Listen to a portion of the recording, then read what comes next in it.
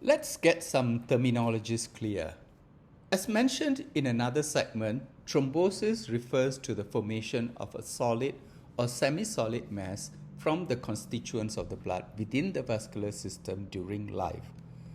Embolism, meanwhile, is defined as the transference or dislocation of abnormal material, whether it is solid, liquid, or gaseous, by the bloodstream and its subsequent impaction at a point in a vessel distal to the site of original entry. The word embolus itself is derived from the Greek word embolin, which means to throw.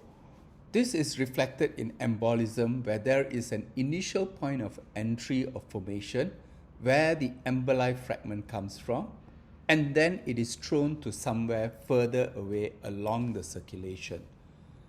Thromboembolism, meanwhile, refers to a specific type of embolism where a thrombus fragments and then is transferred within the bloodstream from its point of formation to its subsequent impaction somewhere distally in the circulation.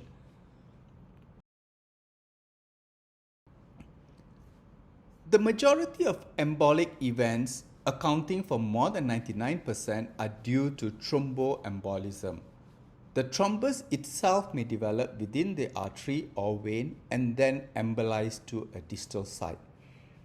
In venous thromboembolism, the source is a venous thrombus, usually from the deep veins of the leg, and often leads to pulmonary embolism.